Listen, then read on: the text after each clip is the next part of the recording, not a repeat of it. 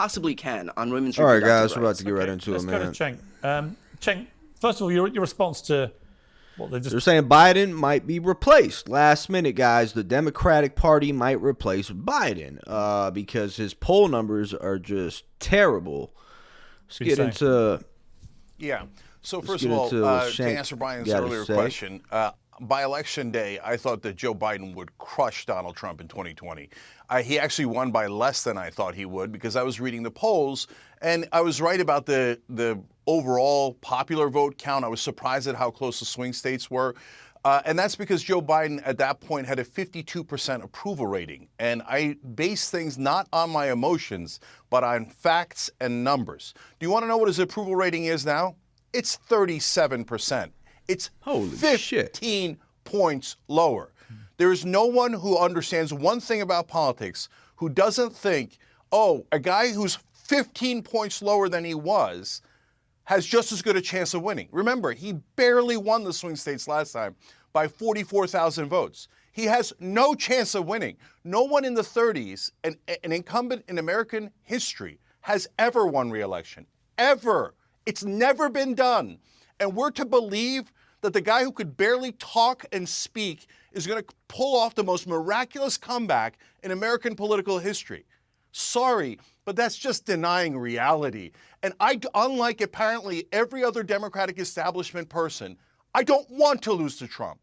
But apparently they don't mind losing to him at all.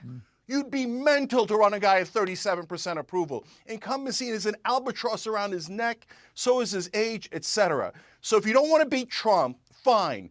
You raise your hand and say, I love authoritarian leadership. I bow in front of the Democratic establishment. I will never defy you. I bow to you. I bow to you. It doesn't matter if you roll out a mad king with no clothes. I'll say he has clothes, and I don't mind losing to Trump. So if you go to who should replace him, first of all, anyone. Give me any random Democratic governor that you pull out of a hat, and that person will have 10-point higher. But who's the best? Who's the best Joe potential? Biden, and we'll have a great chance at beating Donald Trump for the reason that Brian is talking about. Because the Republicans hate women who have freedom. They don't want women to have freedom. They want to snatch your body away and say that's the government's property. And they believe in giant big government and the jackbooted thugs of the government coming and snatching women's bodies and saying, you can't have contraception, you can't have an abortion, you got to do whatever the man says. So I'm never going to vote for a Republican. It's a sick party. But I also don't want to just on that point, all right. He starts babbling about this contraception crap, man. Look, I'm going to say it right now. If they replace Biden with Gavin Newsom, it's over with Trump, all right? He can't hang with Gavin Newsom, guys, okay? And I'm not even saying that I'm a fan of Gavin Newsom, but he will not be able to hang with Gavin Newsom. You know, this guy's sharp as hell. He's going to get the woman voters, you know, tall, no homo, good-looking white guy. And he's sharp. He's sharp, and he's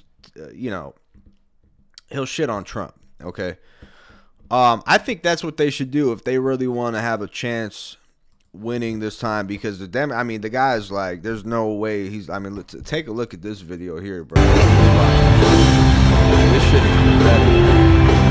And I hate making fun of older people, guys, because we're all going to get old and senile, but take a look at this. This is Obama having to direct Biden. You know, the show is over and he's still frozen.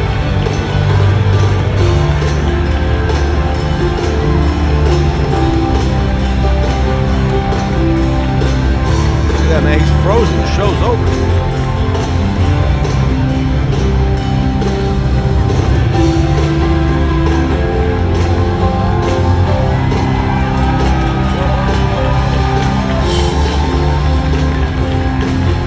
Wow.